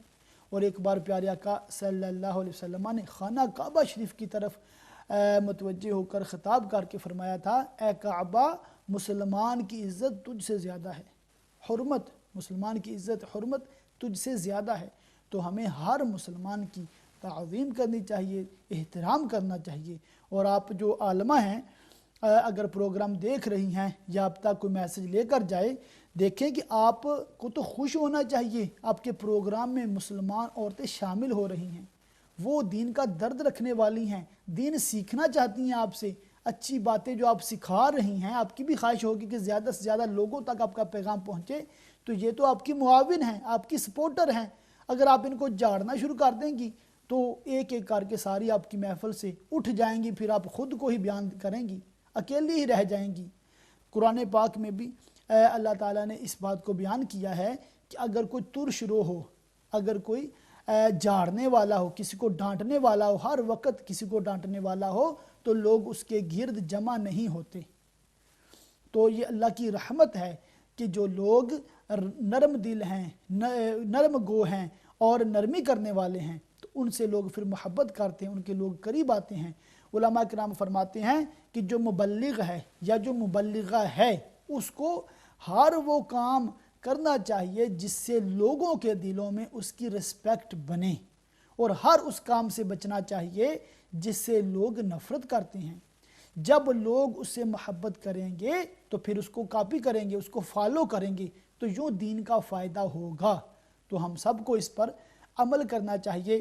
ہمیں کوئی ایسا ایکشن، کوئی ایسا کام نہیں کرنا چاہیے جس سے لوگ نفرت کریں اور جو محل تہمت بنے یا جس سے کسی کی بے عزتی ہو، کسی کا دل دکھے.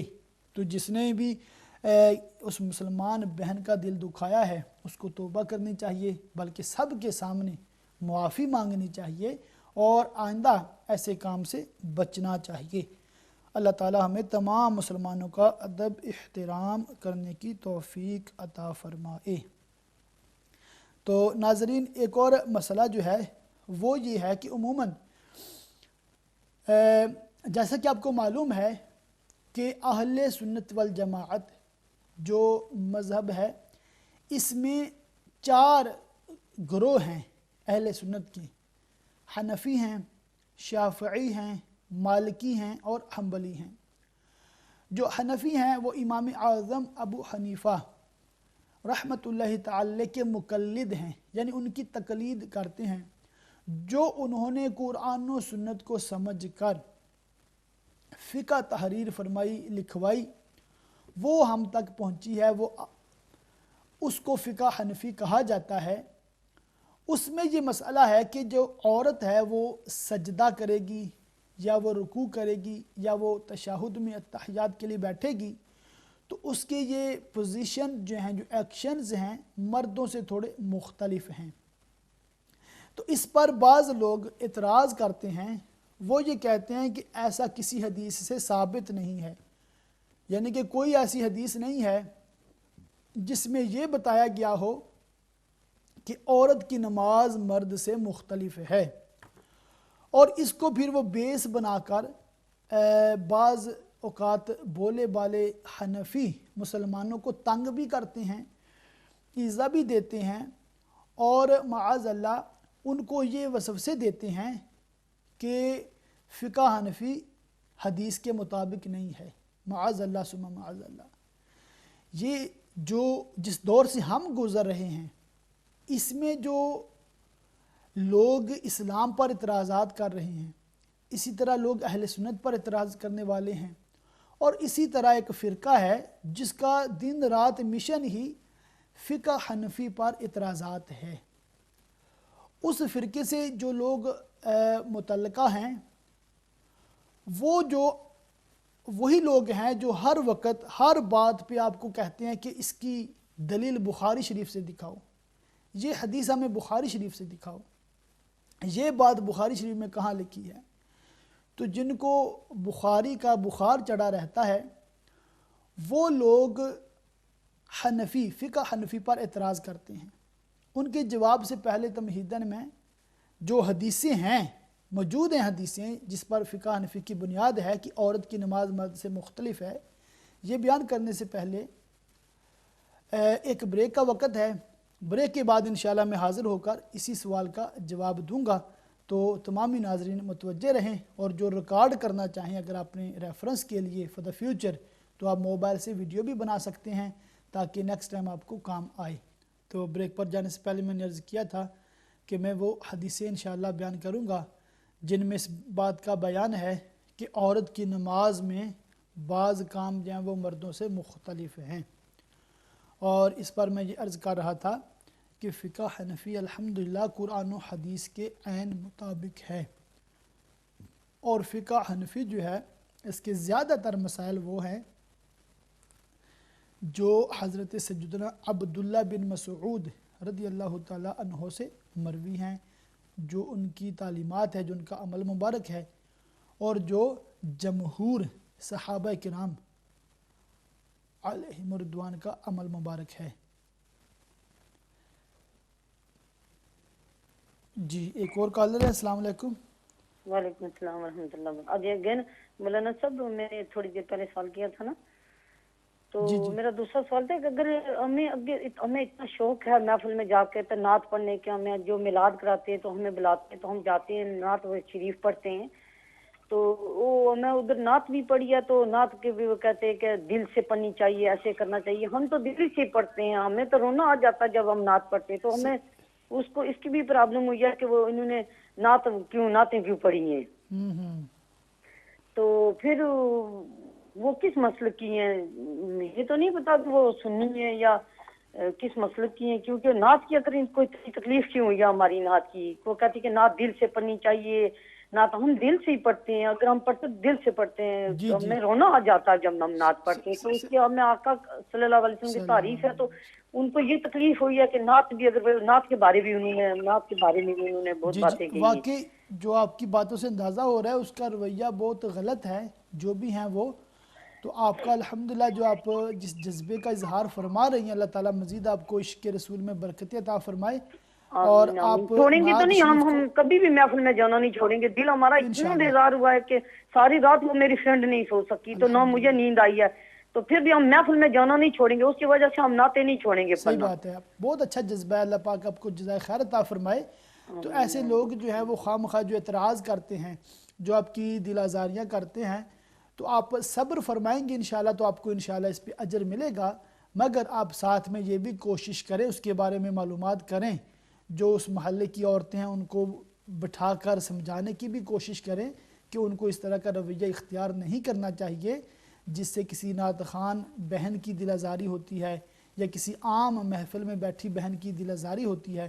تو جو عورتیں اس کو اپنے گھروں میں محفل پہ بیان کے لیے بلاتی ہیں، ان کی بھی یہ ذمہ داری ہے کہ اس کو پہلے سے عرض کر دیں کہ آپ نے کوئی ایسی بات نہیں کرنی ہے جس سے ہمارے آنے والی مہمان بہنوں کو مطلب ان کی دل آزاری ہو یا کسی کی بے عزتی ہو۔ جی کوئی اور بات کرنی ہے آپ نے؟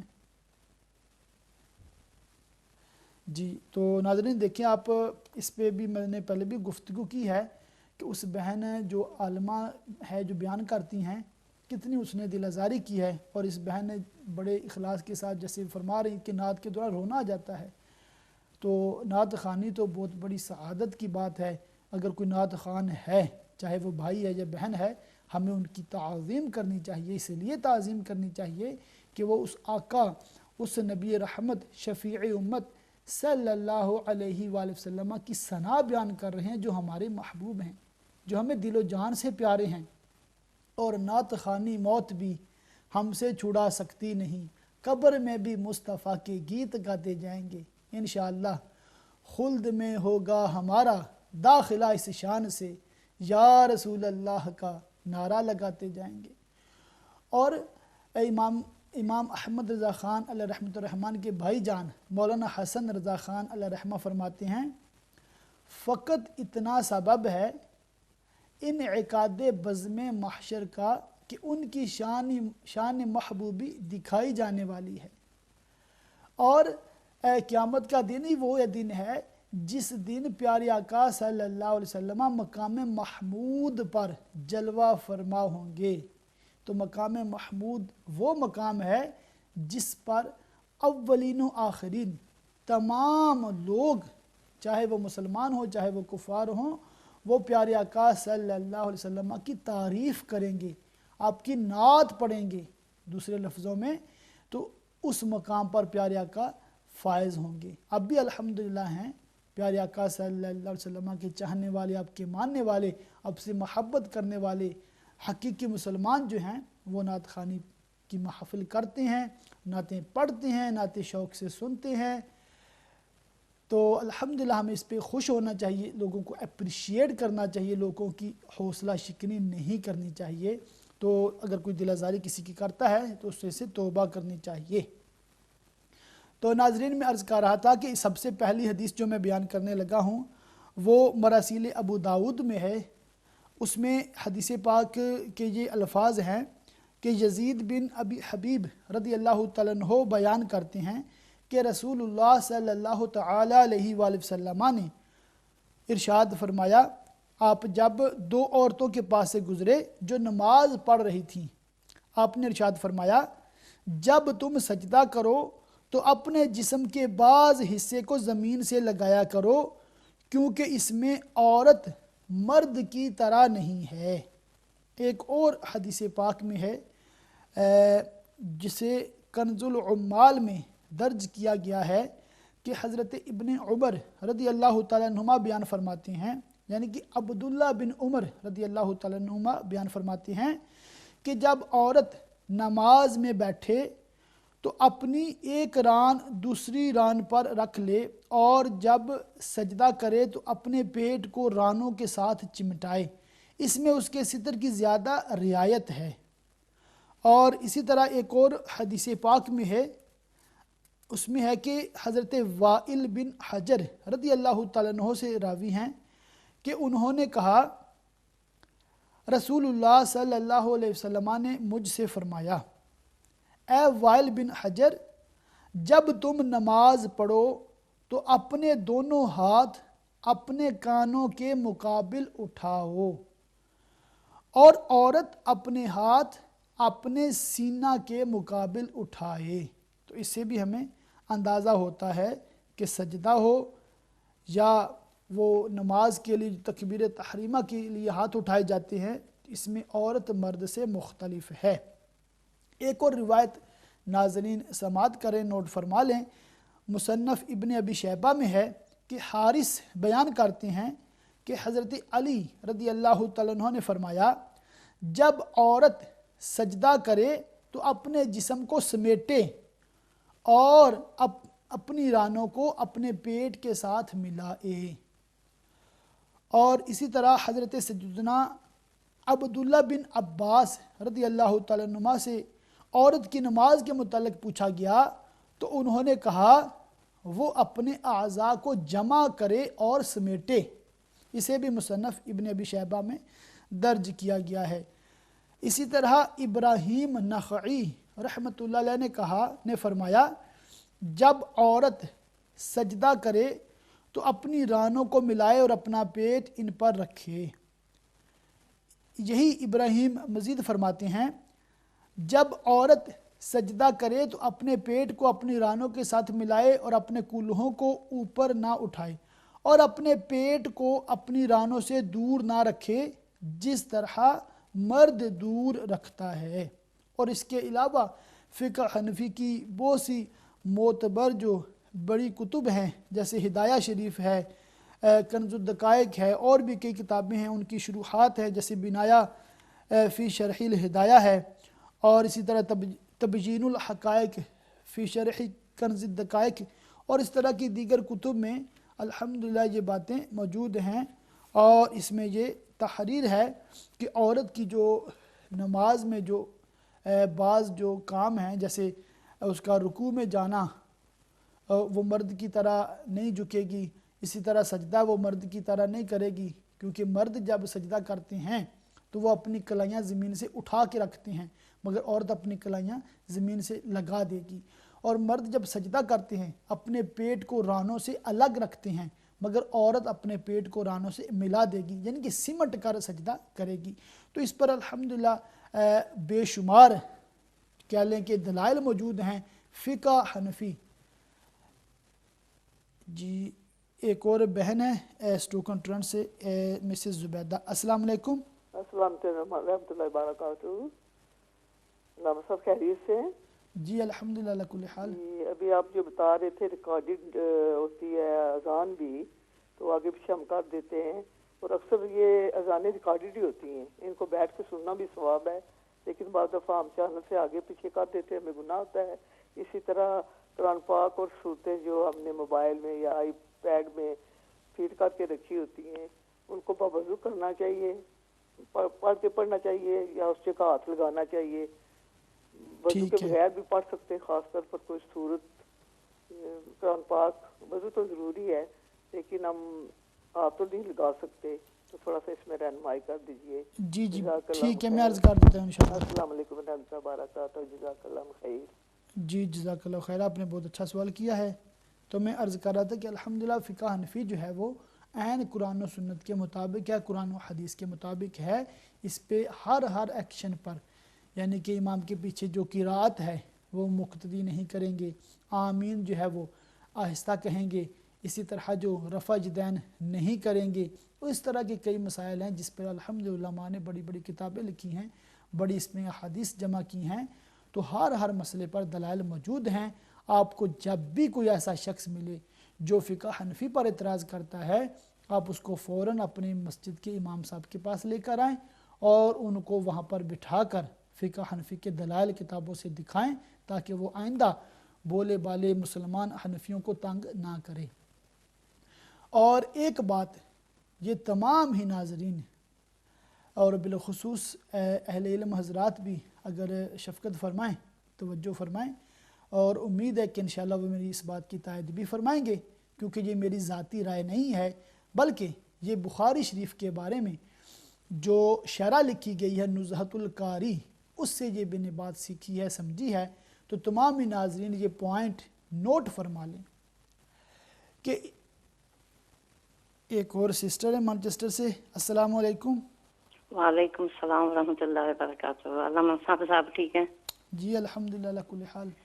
جی ایک بہن نے ابھی تھوڑی دیر پہلے فون جو بات کی تھی کہ نبی پاک کی نعت میں وہ کسی کو شکایت ہے، تو وہ اگر وہ کسی کو شکایت ہے تو وہ ہماری محفل میں کیوں جاتے ہیں؟ ہمیں تو آقا دو جہان صلی اللہ علیہ وسلم سے محبت ہے، ہم دل سے نعت بھی پڑھتے ہیں، ہم سنتے بھی ہیں، ہم محفلوں میں جاتے بھی ہیں۔ تو جن کو تکلیف ہے وہ دوسروں کا جو سکون ہے وہ کیوں خراب کرتے ہیں؟ بہت اچھی بات ہم ان کو ہم ان کو مجبور تو نہیں کر سکتے، لیکن وہ دوسروں کا سکون جو محبت جو پیار سے وہ پڑھتے ہیں، جو محفل میں جاتے ہیں، تو ان کا سکون وہ کیوں خراب کرتے ہیں؟ صحیح بات ہے۔ دوسری بات جو آپ نماز کے بارے میں ابھی بات کر رہے ہیں، ہم نے اپنی آنکھوں سے دیکھا ہے، اگر ان کو کہیں عورتوں کو تو وہ مانتی نہیں، وہ کہتی نہیں آپ غلط ہیں، تو وہ مردوں کی طرح بیٹھتی ہیں، مردوں کی طرح سجدہ کرتی ہے، ان کا پچھلا حصہ سارا اوپر ہوتا ہے اور جو پاؤں ہیں وہ مردوں کی طرح کھڑے ہوتے ہیں۔ اور جب وہ تحیات میں بیٹھتی ہیں تو وہ مردوں کی طرح بیٹھتی ہے، وہ ان کے جیسے عورتیں بیٹھتی ہے سجدے طرف وہ پاؤں نکال کے بالکل زمین سے چمٹ کر، وہ ایسے نہیں بیٹھتی۔ اگر کہیں تو وہ برا مانتی ہیں، تو اس لیے پھر خاموشی رہنا بہتر ہے اگر کوئی برا مانے تو ہم تو الحمدللہ ہم نے تو بچپن سے جو سیکھا ہے ایسے ہی سیکھا ہے کہ ہم اہل سنت والجماعت کے मोहब्बत करने वाले हैं। जी तो जज़ाकल्लाह, ऐसे ही आपने कॉल सीखा किया है, बहुत शुक्रिया आपका। अल्लाह पाक आपको मज़ीद इस्तिकामत अता फरमाए। तो बहुत शुक्रिया। बहुत बहुत बहुत शुक्रिया आपका। तो अल्हम्दुलिल्लाह मैंने जो दलाइल अर्ज़ कर दिए हैं फ़िक़ह हनफ़ी के औरतों की नमाज मर्द से मुख्तलिफ है, मैं जो अर्ज़ कर रहा था जिस पे मैं सारे नाज़रीन की तवज्जो चाहता हूँ कि हज़रत अल्लामा मुफ्ती शरीफुल हक अमजदी अलैहि रहमा ने जो बुखारी शरीफ की शरह लिखी है नुज़हतुल कारी, उसमें उन्होंने एक पॉइंट लिखा है जिसको तमाम मुसलमान अगर याद रखेंगे तो इंशाअल्लाह आपको बहुत फ़ायदा होगा। उन्होंने पॉइंट ये लिखा है कि इमाम बुखारी अलैहि रहमा हनफी नहीं थे, और उलमा इकराम फरमाते हैं कि इमाम बुखारी अलैहि रहमा जो है वो शाफ़ई थे, और बाज़ उलमा ये भी कहते हैं कि वो शाफ़ई नहीं बल्कि ख़ुद मुज्तहिद थे। जो उन्होंने इज्तिहाद फरमाया है वो इमाम शाफ़ई अलैहि रहमा के साथ उसकी काफ़ी मुताबिकत है। और अक्सर जो उलमा वैसे और भी किताबों में लिखा है कि उन्होंने लिखा है कि जो सहाय सित्ता के सारे ही मुसन्निफ़ीन हैं, जैसे इमाम बुखारी हैं, इमाम मुस्लिम हैं, या इमाम तिरमिज़ी हैं, इमाम अबू दाऊद हैं, इब्न माजा हैं, इमाम नसाई हैं, सारे शाफ़ई हैं। तो अब मसला जब भी कोई छिड़ता है, जब भी कोई डिस्कशन होती है तो लोग कहते हैं कि सहाय सित्ता में दिखाओ, हनफियों को कहते हैं कि बुखारी से दिखाओ। तो हनफी बुखारी से क्या दिखाएंगे कि इमाम बुखारी अलैहि रहमा ने, जो शरीफुल हक अमजदी साहब के अल्फाज है वो मफ़हूम अर्ज़ कर रहा हूँ कि इमाम बुखारी अलैहि रहमा ने इमाम शाफ़ई अलैहि रहमा की तायीद में बुखारी शरीफ लिखी है, और ये फ़िक़ह हनफी के ओपोज़िट है, मुखालिफ है। उन्होंने वो दलाइल लिखे हैं जो फ़िक़ह हनफी के दलाइल नहीं हैं, यानी कि बुखारी शरीफ यूँ कह लें कि फ़िक़ह हनफी के मुखालिफ लिखी गई है, मुखालिफ है। और इमाम शाफ़ई जो अलैहि रहमा हैं उनके चूँकि इमाम बुखारी मुक़ल्लिद हैं तो उन्होंने अपने इमाम की सपोर्ट में, उनकी तायद में बुखारी शरीफ लिखी है। इमाम बुखारी अलैहि रहमा हमारे भी इमाम हैं, बड़े काबिल एहतराम हैं, हम बुखारी शरीफ की बड़ी रिस्पेक्ट करते हैं। हम तो इस झगड़े में पढ़ते ही नहीं हैं, इसलिए कि अगर कोई शाफ़ई है हम उसको भी सलाम करते हैं, अगर कोई हम्बली उसको भी, मालिकी को भी सलाम करते हैं, क्योंकि वो सारे अहले हक हैं, सारे अहले सुन्नत हैं। इमाम बुखारी ने जो बुखारी शरीफ लिखी है वो फ़िक़ह शाफ़ई की तायद में लिखी है, और फ़िक़ह शाफ़ी के मसाइल हनफियों से अलग हैं, मुख्तलिफ हैं। तो इसलिए अगर बुखारी शरीफ से किसी हनफी फ़िक़ह के मसले का आपको इल्म ना हो, ना नज़र आए, तो हमें घबराना बिल्कुल नहीं चाहिए, क्योंकि जो बुखारी शरीफ है वो फ़िक़ह शाफ़ई के बारे में है, फ़िक़ह हनफी के बारे में नहीं लिखी गई। तो फ़िक़ह हनफी पर जैसे शरह मानिउल आसार है, तहावी शरीफ जिसे कहते हैं, वो बड़ी ज़बरदस्त किताब है, नाज़रीन इस किताब को हासिल करें।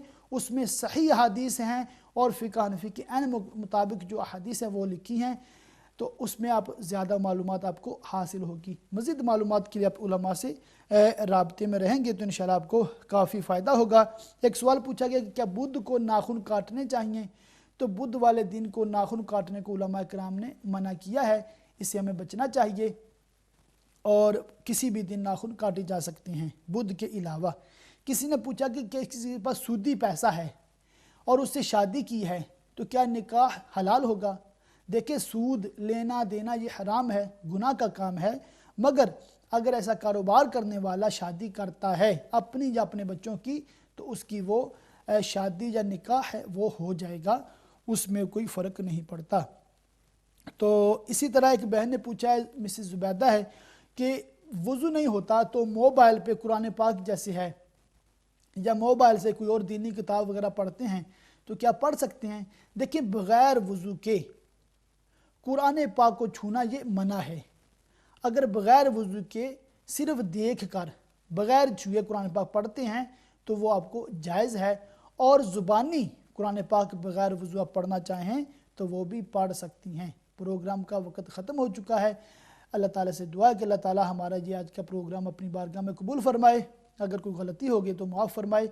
अल्लाह ताला उम्मा चैनल के मालिकान, इसकी पूरी इंतज़ामिया और जितने भी नाज़रीन हैं जिसके दिल में जो भी नेक जायज़ तमन्ना आरज़ू है, अपने प्यारे हबीब सल्लल्लाहु अलैहि वसल्लम मकसद के तुफ़ैल पूरी फरमाए।